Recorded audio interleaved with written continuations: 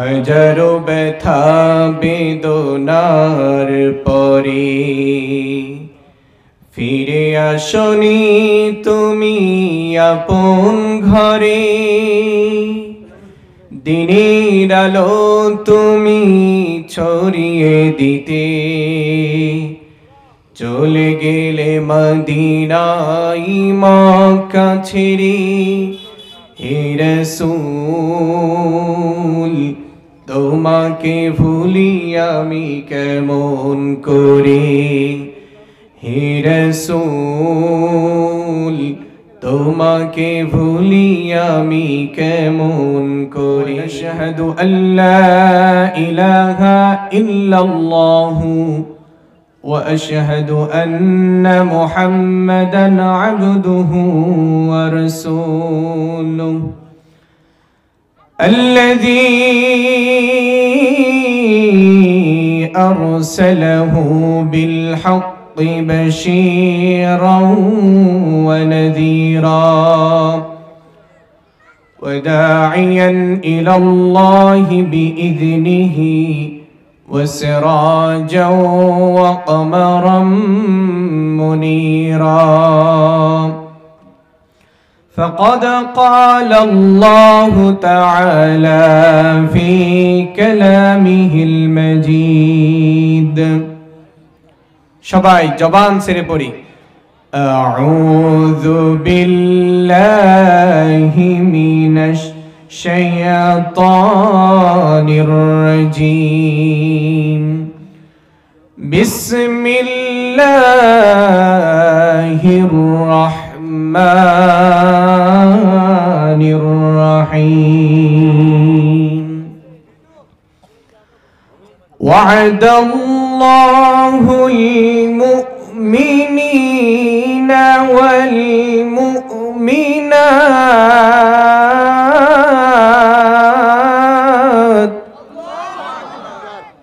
আল্লাহু আকবার স্লোগান দিতে পারবো তো? আল্লাহু আকবার স্লোগান দিতে কোনো ভয় আছে? আল্লাহু আকবার যাদের দিলের ভিতর থেকে বের হয় এর দিল পুরোটা ঈমান দিয়ে পরিপূর্ণ। কথা বলেন ঠিক কি না? এজন্য কোরআনের আয়াত বলার সঙ্গে সঙ্গে শেষে তাকবীর দিবেন ইনশাআল্লাহ। ওয়া'দাল্লাহুল মুমিনিনা ওয়াল মুমিনাত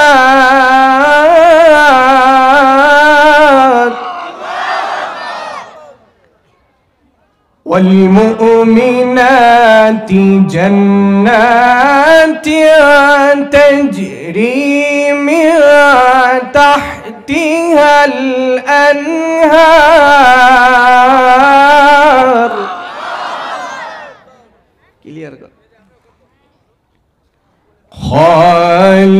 خالدين فيها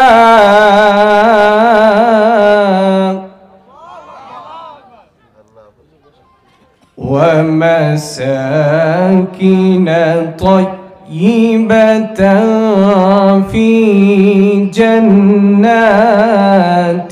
عدن ورضوان من الله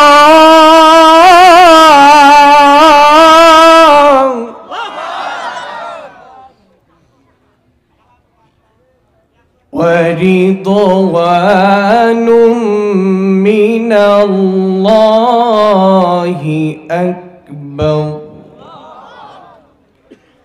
ذلك هو الفوز العظيم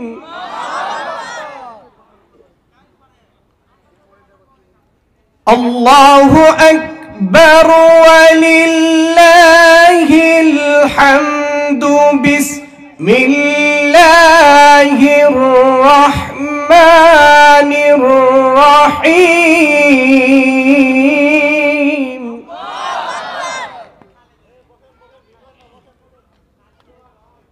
ولا تهنوا ولا تحزنوا وأنتم الأعلون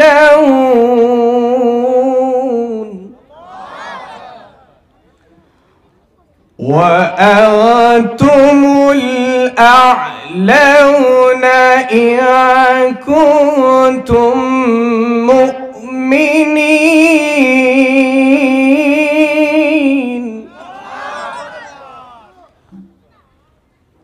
صدق الله العظيم. وعن أبي هريرة رضي الله تعالى عنه قال قال رسول الله صلى الله عليه وسلم قال الله تعالى أعددت لعبادي الصالحين ما لا عين رأت ولا أذن سمعت ولا خطر على قلب بشر أو كما قال النبي صلى الله عليه وسلم إن الله وملائكته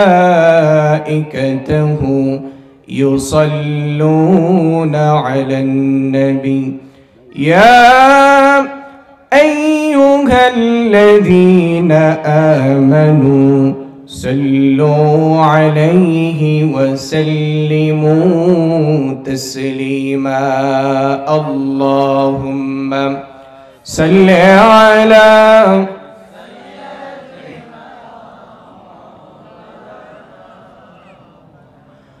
وعلى آله মুহাব্বতের সাথে অন্তরে রাসূলের ভালোবাসা লালন করে আমরা দরুদ পড়ি আল্লাহুম্মা সাল্লি আলা মাওলানা ওয়া আলা আলি সাইয়্যিদিনা আল্লাহুম্মা সাল্লি আলা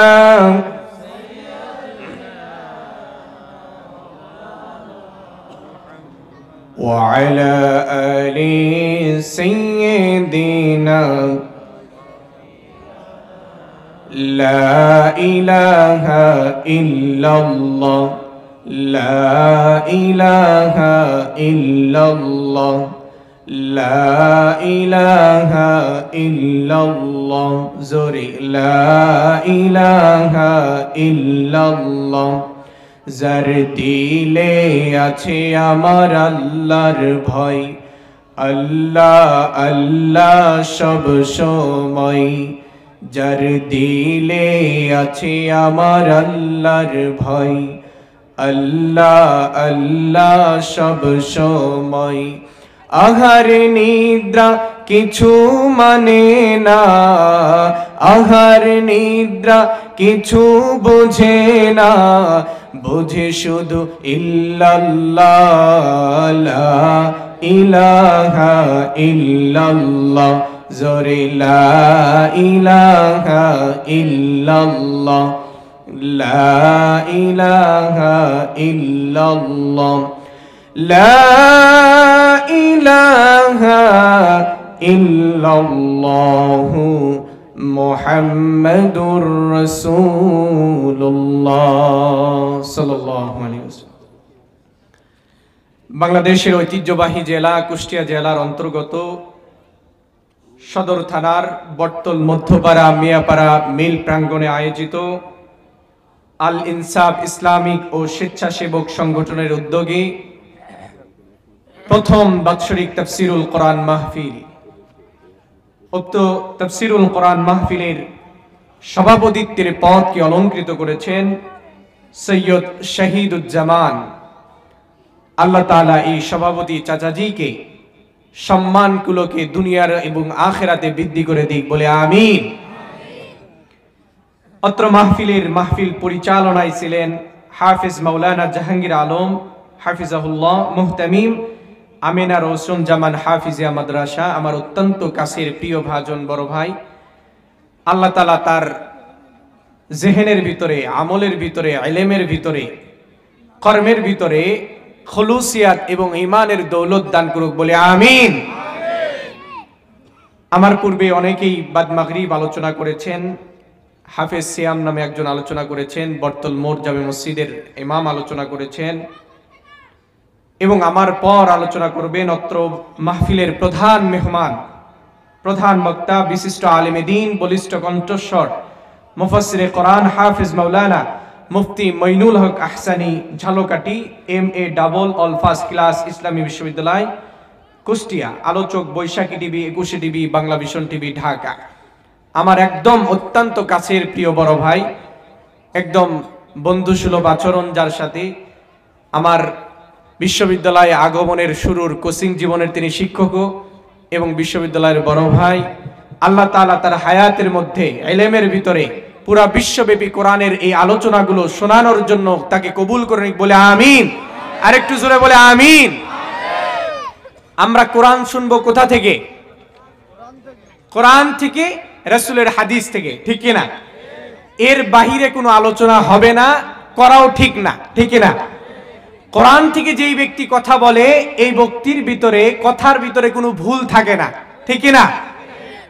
আল্লাহ তাআলার রাসূল বলেছেন, মান ক্বালা বিহি সাদাকা, যেই ব্যক্তি এই কোরআন থেকে কথা বলবে সে সত্য কথা বলবে। সুবহানাল্লাহ। এবং এই কোরআন সম্পর্কে এমন গাইডলাইন আল্লাহ তাআলা দিয়েছেন, যেটা এমন কোরআন, এই কোরআনের ভিতরে তোমরা ভুল খুঁজে পাবে না।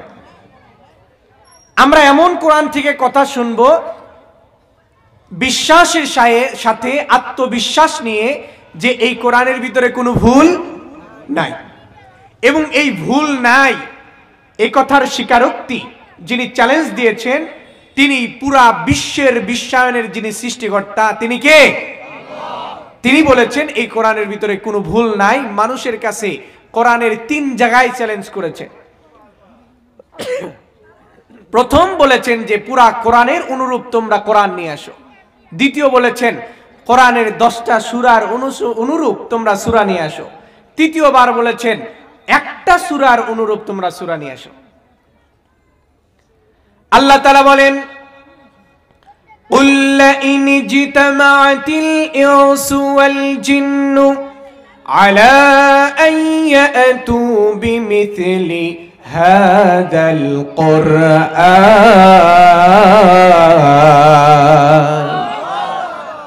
আল্লাহ তাআলা বলেন, হে রাসূল তুমি মানুষদেরকে বলে দাও, লা ইন জিতামাতিল ইনসু ওয়াল জিন্নু, আমার সৃষ্টি জগতের ভিতরে যত জিন রয়েছে এবং যত মানুষ রয়েছে, এই সমস্ত মানুষ মিলে যদি আমার কোরআনের বা'দুহুম লিবা'দিন যাহিরা, আল্লাহ তাআলা বলেন প্রকাশ্যে এবং গোপনে আল্লাহ ব্যতীত যত মাখলুকাত রয়েছে, সমস্ত মাখলুকাতের সাহায্য নিয়ে যদি আমার কোরআনের অনুরূপ কোরআন তৈরি করতে চাই, কিয়ামত হয়ে যাবে, তারপরেও এই কোরআনের অনুরূপ কোরআন কোন বান্দা তৈরি করতে পারবে না।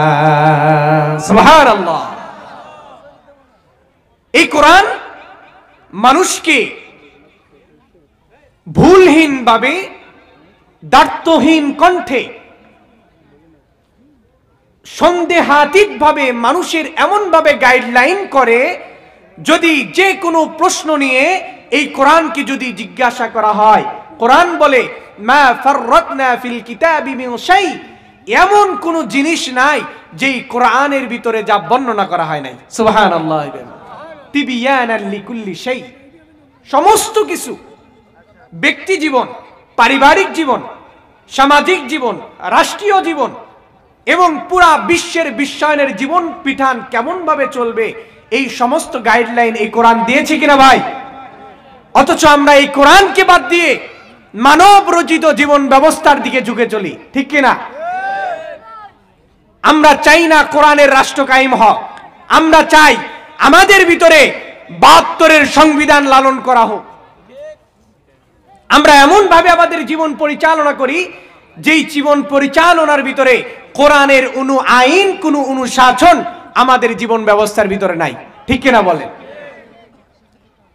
অথচ হওয়ার কথা ছিল আলা লাহুল খালকু ওয়াল আমর, সৃষ্টি যিনি করেছেন, আইন বিধান প্রণয়ন হবে তার নিয়ন্ত্রণে, ঠিক কিনা?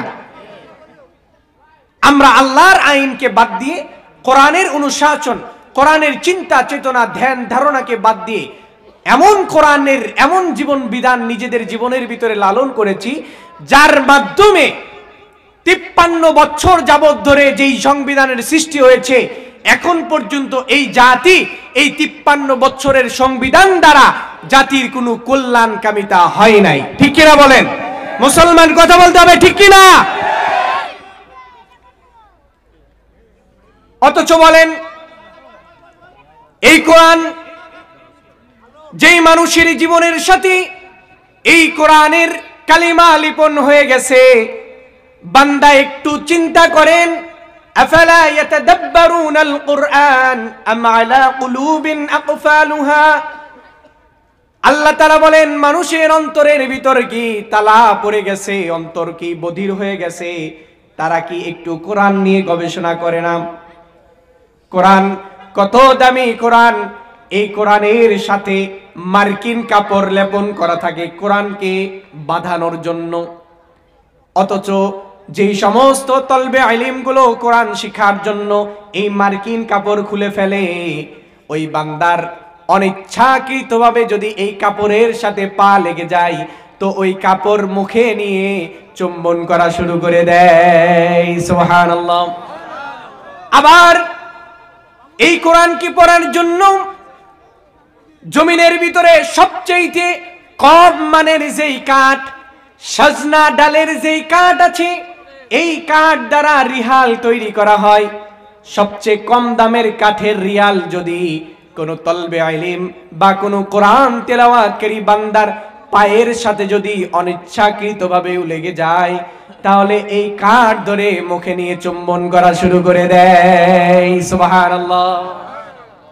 অথচ তাকে চুম্বন করা এটা ফরজ বিধান নয়, কিন্তু কোরআনের সাথে লেগে থাকার কারণে তার সম্মানার্থে তাকে চুম্বন করে, যে এই কোরআনের সাথে লেগে থাকার কারণে তার সাথে বেদবি হয়ে গেল কিনা। ঠিক কিনা বলেন? অথচ আসেন হযরতে আব্দুল্লাহ ইবনে মাসউদ রাদিয়াল্লাহু তাআলা আনহু, আল্লাহর রাসূল যাকে রাইসুল ফুকাহা বলা হয়, আরবের জমিনে সবচেয়ে ফিকাহের জ্ঞান যেই ব্যক্তিটা রাখতেন, জলিলুল কদর সাহাবী হযরতে আব্দুল্লাহ ইবনে মাসউদ রাদিয়াল্লাহু তাআলা আনহু ঈমান গ্রহণ করার পূর্বে আব্দুল্লাহ ইবনে মাসউদ উকবা ইবনে মুতঈমের এক পাল মেষ চালক করতেন মরুভূমির প্রান্তরে। এই মরুভূমির প্রান্তরে মেষ চারণ করছিলেন। এমন একদিন এই রাস্তার পাশ দিয়ে আখিরি জামানার পয়গম্বর রাসূল করিম সাল্লাল্লাহু আলাইহি ওয়াসাল্লাম এবং তার সাথে আবু বকর এই রাস্তা দিয়ে যাচ্ছিলেন। যখন আবু বকর রাদিয়াল্লাহু তাআলা আনহু আল্লাহর রাসূলকে বললেন, খুব তৃষ্ণা পেয়েছে, ক্ষুধার্ত, খাবারের জন্য কিছু পানির দরকার। দূর থেকে দেখা যায় এক ঝাঁক মেষ পাল মরুভূমির প্রান্তরে মেষ চরাচ্ছে। আবু বকর রাদিয়াল্লাহু তাআলা আনহু চলে গেলেন, যে বললেন, হে আগন্তুক কিশোর যুবক, আমাদের তৃষ্ণা লেগেছে, তোমার কাছে কি এই পালের ভিতরে দুগ্ধ পান করানোর মতো কোনো মেষ আছে কিনা? বলে হ্যাঁ আছে। তাহলে তোমার এই পাল থেকে একটা মেষ আমাদেরকে দাও, তার দুগ্ধ দোহনের মাধ্যমে আমরা যেন তৃষ্ণা নিবারণ করতে পারি। আব্দুল্লাহ ইবনে মাসউদ দাঁড়ায় গেছেন, হাত পা ধরে বলতেছেন, হে আগন্তুক ব্যক্তি, আমাকে উকবা ইবনে মুতঈম এই মেষ চারণ করার জন্য, এই মেষ পাল করার জন্য আমাকে আমানত স্বরূপ এই মাস পালগুলো দিয়েছেন, এবং আমি আমার মালিকের কাছে বিশ্বস্ত হওয়ার কারণে তুমি যদি সারাদিন ধরে আমার কাছে মেষের দুধ চাও, আমি কোশ্চিন কালেও আমার মেষের দুধ দিতে পারবো না। সুবহানাল্লাহ। কারণ এই মেষপালের যেই দুধগুলো তোমাকে দিব, এই মেষপালগুলো আমার কাছে আমানত দেওয়া হয়েছে, আর আমি আমার মালিকের কাছে বিশ্বস্ত হওয়ার কারণে আমি তোমাকে দুধ দিতে। বীর সেনানি আলীর মতো বীর সেনানি জাগাতে নিখিল, দাও খোদা দাও আমায় আবার ওমর দারাজ দিল, দাও খোদা দাও আমায় আবার ওমর দারাজ দিল, বলেন আমিন। আচ্ছা, এই জান্নাত গুলো যে দিবে আল্লাহ তাআলা বান্দাকে, এটা কি এমনি এমনি দিবে? এর কিছু শর্ত আছে কিনা? এত সুন্দর জান্নাতের যে বর্ণনা দিলাম, এটাতে যাওয়ার জন্য দুইটা শর্ত, বেশি কিছু না। কয়টা শর্ত? জোরে বলেন, কয়টা শর্ত? আল্লাহ তাআলা বলছেন, ওয়াবাশশিরিল লাযীনা আমানু ওয়া আমিলুস সালিহাতি আন্না লাহুম জান্নাতিন তাজরি মিন তাহতিহাল আনহার।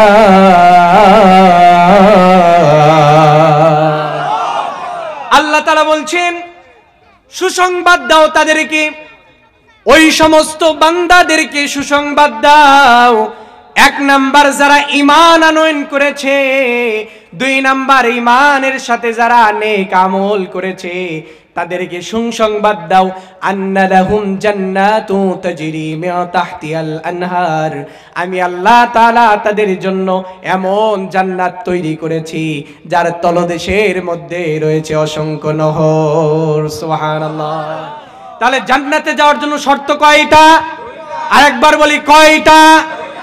এক নাম্বার, ঈমান আনয়ন করতে হবে। দুই নাম্বার, আমলে সালেহ তথা নেক কাজ করতে হবে। এবার ঈমান কি জিনিস? বলে তাসদীক বিল জিনান, ইকরার বিল লিসান, আল আমাল বিল আরকান। মুখে স্বীকৃতি, অন্তরে বিশ্বাস, আর কাজে বাস্তবায়নের নাম কি? ঈমান। আমরা মুখে স্বীকৃতি দিয়েছি লা ইলাহা ইল্লাল্লাহু মুহাম্মাদুর রাসূলুল্লাহ, নেই কোনো মাবুদ আল্লাহ ছাড়া, আর নেতা হচ্ছেন মুহাম্মাদুর রাসূলুল্লাহ সাল্লাল্লাহু আলাইহি ওয়াসাল্লাম। এটা হচ্ছে ঈমানের কালিমা, আমরা মুখে উচ্চারণ করেছি কিনা? এরপর অন্তরে এই বিশ্বাস করে নিয়েছি কিনা যে আল্লাহ ছাড়া কোনো ইলাহ, আল্লাহ ছাড়া কোনো জীবন বিধান, আল্লাহর আইন ছাড়া কোনো আইন। দুই নম্বরে, তিন নম্বরে, এই আল্লাহর আইন যে নাই এই কথা বিশ্বাস করে এখন বাস্তবায়ন করতে হবে। এখন কি করতে হবে? আল্লাহর আইন বাস্তবায়ন করতে হবে এবং রাসূলের যে আদর্শ আছে এই আদর্শ মতো জীবন পরিচালনা করতে হবে। এটা হচ্ছে ঈমান। কেউ যদি রাসূলের আদর্শ বাদ দিয়ে কোনো ব্যক্তি পূজারীর আদর্শ করে, আল্লাহর রাসূল আল্লাহ তাআলা স্বয়ং বলেছেন কোশ্চিন কালেও তাদের দোয়া কবুল করা হবে না, হবে না, হবে না। কারণ আদর্শের নেতা একজন, তিনি কে? আরেকবার জোরে বলে, তিনি কে? আদর্শ যদি কাউকে মানতে হয়, এমন ব্যক্তির আদর্শ মানতে হবে যার জীবনের ভিতরে কোনো ভুল নাই। লিয়াগফির লাকাল্লাহু মা তাকদ্দামা মিন যামবিকা ওয়া মা তাআখার, যে আল্লাহর রাসূলকে আল্লাহ তাআলা বলে দিয়েছেন, হে আল্লাহর রাসূল, আপনার আগের এবং পরের সমস্ত গুনাহগুলোকে maaf করে দিলাম। এমন নেতার আদর্শ মানতে হবে যেই নেতার আদর্শের জন্য আল্লাহ তাআলা বলেছেন লাকাদ কানা লাকুম ফি রাসূলিল্লাহি উসওয়াতুন হাসানাহ। এটা এমন নেতার আদর্শ যে নেতার আদর্শের মধ্যেই রয়েছে উত্তম চরিত্রের আদর্শ। সুবহানাল্লাহ। আর আমরা এমন নেতার পিছনে স্লোগান দিই, আমার নেতার চরিত্র ফুলের মতো পবিত্র, অথচ সে ধর্ষণের শিকারে এক নাম্বার। সমাজের ভিতরে লুচ্চা, গুন্ডা, বদমাইশ, এরা ওই সমাজের নেতা আর ব্যক্তি আদর্শে লালন করে জীবনে চলাফেরা করে। আর রাসূলের আদর্শের কথা বললেই ভুরু কুঁচকায় ফেলে, আলেমকে ঘাড় ধাক্কা দিতে চায়, মসজিদ থেকে বের করে দিতে চায়। চিন্তার পথকে জাগ্রত করেন। যদি জান্নাতে, যেই জান্নাতের বর্ণনা দিচ্ছি ওই জান্নাতের জন্য সুসংবাদ দিচ্ছে, এক নাম্বার শর্ত হচ্ছে তোমাকে ঈমান আনতে হবে। এমন ঈমান যে ঈমান মুখে স্বীকৃতি দিবে, অন্তরে বিশ্বাস করবে এবং কাজে বাস্তবায়ন করতে হবে। হযরতে সাদ ইবনে আবি ওয়াক্কাস রাদিয়াল্লাহু তাআলা আনহু আল্লাহর রাসূলের হাতে হাত রেখে মুসলমান হয়েছেন। বাড়িতে এসে নিজের কলিজার টুকরা মাকে বলছেন, মা, আরবের বুকে আমি শুনেছি মুহাম্মদ নামে একজন নবীর আবির্ভাব হয়েছে। আমি তার কাছে গিয়েছিলাম, তার চেহারা, সৌন্দর্য, কথার মাধ্যমে আমি নিঃসন্দেহ মনে করে নিয়েছি তিনি হবেন আখিরি জামানার পয়গম্বর। হে মা, আমি আমার আখিরি জামানার পয়গম্বরের হাতে হাত রেখে মুসলমান হয়েছি। সুবহানাল্লাহ। আরেকবার বলি সুবহানাল্লাহ।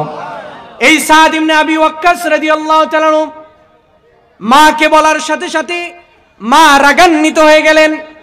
কলিজা টুকরা সন্তান, আমি তোমাকে জন্ম দিয়েছি, আমি তোমাকে খাওয়াই, আমি তোমাকে পড়াই, হে মা। মা তার সন্তানকে বলে, সন্তান তুমি এখনই কালেমা ছেড়ে ইসলামটাকে ত্যাগ করে দাও, তোমার মুহাম্মদ নামের যেই আদর্শের কথা বলছো এক্ষুনি ছেড়ে দাও। সাদ ইবনে আবি ওয়াক্কাস ইমানের ইবনে আবি ওয়াক্কাস রাদিয়াল্লাহু তাআলা তার মার হাতটা ধরলেন, হাতটা ধরে বললেন, কলিজার টুকরা মা, তুমি আমাকে লালন পালন করার জন্য 10 মাস 10 দিন গর্ভধারণ করেছো, আমাকে দুনিয়ার মুখ দেখার জন্য প্রসব বেদনা সহ্য করেছো, আমাকে এত বড় করেছো মা। শুনে রাখো, আমি যেই মুহাম্মাদের ধর্ম গ্রহণ করেছি, এই মা তোমাকে আল্লাহ তাআলা যদি একবার জীবন দেয়, আবার মৃত্যু দেয়, আবার জীবন দেয়, আবার মৃত্যু দেয়, এভাবে যদি 100 বারও তোমাকে আল্লাহ তাআলা জীবন দেয়, আবার তোমাকে মৃত্যু দেয়, হে মা শুনে রাখো, আমি যেই নবীর হাতে হাত রেখে মুসলমান হয়েছি, ঈমান আনয়ন করেছি, সেই ঈমান থেকে কিঞ্চিত পরিমাণ বিচলিত হব না। সুবহানাল্লাহ, আরেকবার বলি সুবহানাল্লাহ। 2 দিন মা না খায় থাকলে সওয়াল যার প্রেমে পড়তো ওই মেয়েকেও পর্যন্ত ভুলে যায়, ঠিক কিনা? যে মা না খায় থাকবে, নারীর প্রেমে পড়ে যাওয়া থাকে কিনা? ঈমান ছিল যে মাকে বলছে, মা আল্লাহ তাআলা তোমার এই ক্ষুধার যন্ত্রণায় যদি তুমি 1 বার 2 বার 3 বার করতে করতে 100 বার যদি তুমি মরে যাও, আবার যদি জীবন দেয়, মা শুনে রাখো, তাও আমি মুহাম্মাদের ঈমান থেকে আমি সরে যাব না। সুবহানাল্লাহ। আবার আসেন, ঈমান কেমন ছিল?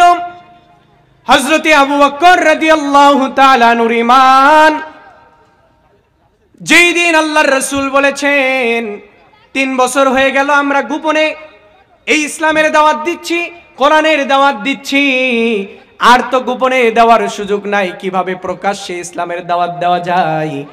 আবু বকর রাদিয়াল্লাহু তাআলা দাঁড়ায় গেলেন, হে আল্লাহর রাসূল, মক্কার প্রান্তরে, কাবার প্রান্তরে চলেন আমরা যাই, কোরআনের এই ইসলামের দাওয়াত, আপনি যে রিসালতের দায়িত্ব নিয়ে এসেছেন, এই রিসালতের দায়িত্বর সত্যতার জন্য চলেন কাবার চত্বরে আমি সর্বপ্রথম এর এলান দিয়ে দিব। আল্লাহ রাসূলকে নিয়ে আবু বকর সিদ্দিক রাদিয়াল্লাহু তাআলা কাবার প্রান্তরে চলে গেছেন। আবু জেহেল, উতবা, শাইবা এরকম কাফেরগণ যারা আছে সবাই কাবার চত্বরে বসে আছেন। হযরতে আবু বকর রাদিয়াল্লাহু তাআলা দাঁড়ায় গেছেন। আরবের ধনপতি, ক্ষমতাশীল, রাজত্বশীল, আরবের বৃদ্ধ বনিতা আবাল যারা রয়েছে সবাই শুনে রাখো, মুহাম্মদ আব্দুল্লাহর পুত্র মুহাম্মদ যিনি আছেন, ইনি আল্লাহর পক্ষ থেকে প্রেরিত রাসূল। আমি আবু বকর তার হাতে হাত রেখে ঈমান গ্রহণ করে মুসলমান হয়েছি। তোমরাও এই রিসালতের সত্যতা যাচাই করে তোমরা ঈমান আনয়ন করে মুসলমান হয়ে নাও। সুবহানাল্লাহ। এই কথা বলার সাথে সাথেই আরবের ওই সমস্ত কাফেররা আবু বকর রাদিয়াল্লাহু তাআলাকে ঢিল মারা শুরু করেছে, পাথর নিক্ষেপ করা শুরু করেছে। এমনকি উকবা নামে সেই সময়কার সবচেয়ে মক্কার সন্ত্রাসের যেই সন্ত্রাসের ত্রাস সৃষ্টিকারীর 1 নম্বরে ছিল, এই উকবা একটা খুরের জুতা নিয়ে আসছে, এমন জুতা যেই জুতার পিছনে কাটার মতো। এই উকবা আবু বকর সিদ্দিক রাদিয়াল্লাহু তাআলা নূর মুখের উপরে সে এরকম ভাবে মারা শুরু করছে। কেন বললে তুমি মুহাম্মাদের এই রিসালতের কথা? কেন বললে মুহাম্মাদের এই কথা? তোমাকে এই কথা থেকে বিরত হতে হবে। এই বলে বলে আবু বকর সিদ্দিক রাদিয়াল্লাহু তাআলা আনহুর এই মাথার শরীরের ভিতরে এইভাবে প্রহার করছে। ইতিহাসের কিতাবে লেখা আসছে, ওই মারার পর আবু বকর সিদ্দিক রাদিয়াল্লাহু তাআলা দাড়ি ধরে যদি একবার টান দেওয়া হয়, দাড়ির চুল শুধু ওঠে না, দাড়ির চুলের সাথে চুলের গোস্ত পর্যন্ত উঠে চলে আসে। সুবহানাল্লাহ। আবু বকর সিদ্দিক রাদিয়াল্লাহু তাআলা অজ্ঞান হয়ে গেছেন। সবাই ধরে নিয়ে তার বাড়িতে আবু বকর সিদ্দিক রাদিয়াল্লাহু তাআলাকে নিয়ে গেছেন। নিয়ে যাওয়ার পরেই যখন কিছুক্ষণ পর আবু বকর সিদ্দিক রাদিয়াল্লাহু তাআলার জ্ঞান ফিরে গেল, এই জ্ঞান ফেরার সাথে সাথেই আবু বকর নিজের শরীরের কোথায় কোথায় আঘাত লেগেছে এই চিন্তা করে নাই, শরীরের গালের ভিতরে কোথায় আঘাত লেগেছে এই চিন্তা করে নাই। লা ইলাহা ইল্লাল্লাহু মুহাম্মাদুর রাসূলুল্লাহ, রিসালতের স্বীকৃতি দিয়েছেন, রাসূল হবে আমার নেতা। আবু বকর সিদ্দিক রাদিয়াল্লাহু তাআলা অজ্ঞান থেকে জ্ঞান ফেরার সাথে সাথেই বলেন, হে মা, ওই কাবার চত্বরে আমার ডান পাশে আখিরি জামানার পয়গম্বর নবী মুহাম্মদুর রাসূলুল্লাহ সাল্লাল্লাহু আলাইহি সাল্লাম দাঁড়ায় ছিলেন, বলো আমার নবী মুহাম্মাদের অবস্থা কি অবস্থায় আছেন? সুবহানাল্লাহ। নিজের জীবনের পরোয়া করে নাই, আগে জিজ্ঞাসা করছে আমার রাসূল কেমন আছেন। কারণ নবীর প্রতি ভালোবাসা আমাদের ঈমান কিনা। আমরা লা ইলাহা ইল্লাল্লাহর স্বীকৃতি সাদ ইবনে আবি ওয়াক্কাস থেকে জানলাম যে আল্লাহর তার মা যদি 112 মারা যায় ঈমান ত্যাগ করবে। এবার রাসূলুল্লাহ মুহাম্মদুর রাসূলুল্লাহর যে স্বীকৃতি দিয়েছি, এই রাসূলের ভালোবাসা আবু বকর বলছেন আমি যে ক্ষত বিক্ষত হয়েছি এটা আমি জানি, কিন্তু আমার রাসূলের অবস্থা কি আমাকে জানাও। সুবহানাল্লাহ। কারণ আল্লাহর রাসূল বলেছেন লা ইউমিনু আহাদুকুম হাত্তা আকুনা আহাব্বা ইলাইহি মিন ওয়ালিদিহি ওয়া ওয়ালাদিহি ওয়ান নাসি আজমাইন। আল্লাহর রাসূল বলেন ওই উম্মতে মুহাম্মাদি ততক্ষণ পর্যন্ত ঈমানদার হতে পারবে না যে মুমিনরা নিজের স্ত্রী পুত্র সন্তান পরিবার এমনকি পুরা বিশ্বের মানুষ থেকে আমি রাসূলকে সবচাইতে বেশি ভালো না বাসবে। সুবহানাল্লাহ। আবু বকর সিদ্দিক রাদিয়াল্লাহু তাআলা আনহু রাসূলের খোঁজ নিচ্ছেন। তার মার নাম উম্মুল খায়ের। উম্মুল খায়েরকে বললেন মা বলো আমার নবীর অবস্থা কি। তার মা চলে গেছেন উম্মে জামিলের কাছে। উম্মে জামিল মনে মনে আল্লাহর রাসূলের ঈমান গ্রহণ করে নিয়েছিল। উম্মে জামিল আবু বকরের কাছে এসে বলল তোমার কি অবস্থা, কারা করেছে? বলে আরবের মক্কার কাবার চত্বরে আল্লাহর রাসূলের রিসালতের স্বীকৃতি দেওয়ার জন্য আমি কথা বলেছিলাম, তারা আজকে আমার এই অবস্থা করেছে, বলো আমার নবীর অবস্থা কি? উম্মে জামিল বলেন আমি তো তোমার হাবিবের অবস্থা জানি না। বলে দাও তাড়াতাড়ি দ্রুত আমার হাবিবের অবস্থা জেনে আসো। বলে কিতাবের মধ্যে লেখছে উম্মে জামিল আবু বকর সিদ্দিকের এই আহত দেহ নিয়ে তার ঘাড়ের উপর হাত দিয়ে রাসূলের দরবারে চলে গেছেন। রাসূল আবু বকরের চেহারা দেখে ক্রন্দন করতে করতে চোখ বেয়ে পানি ছেড়ে দিছে। সুবহানাল্লাহ। উম্মতের জন্য চোখের পানি ঝরছে কার? আখিরে জামানার পয়গম্বরের। আমার বন্ধু, আমার সহচর, আমার সহযোদ্ধা আবু বকরের অবস্থা দেখে আল্লাহ রাসূল কাঁদছেন। আবু বকর সিদ্দিক রাদিয়াল্লাহু তাআলা আনহুকে বলেন হে আবু বকর, আজকে কোরআনের কথা বুলন্দ করার জন্য, কোরআনের রিসালতের দায়িত্ব এটা মানুষের সামনে প্রকাশ্যে দেওয়ার জন্য তুমি যেই নির্যাতনের শিকার হয়েছো, কাল আখিরাতে তোমার এই নির্যাতনের বিনিময় তোমাকে আখিরাতে আল্লাহ তাআলা সম্মানিত করে দিবেন। সুবহানাল্লাহ। এই দুনিয়ার ভিতরেও এখনো যারা ঈমান আনয়ন করেছে, যারা রাসূলের রিসালতের স্বীকৃতি যারা দিয়েছে, তাদের উপর জুলুম নির্যাতন চলেছে কিনা মুসলমান? গত 100 বছরে এই স্বৈর শাসক মানুষকে এমন নাস্তানাবুদ করে দিয়েছে, কোন আলেম মানুষকে উচ্চ কণ্ঠে কথা বলতে দেয় নাই, ঠিক কিনা বলেন? এমন কি এমন ভাবে নির্যাতন করা হয়েছে বিনা অপরাধে এক আলেমে দ্বীনকে, ইসলামী আন্দোলনের কর্মীকে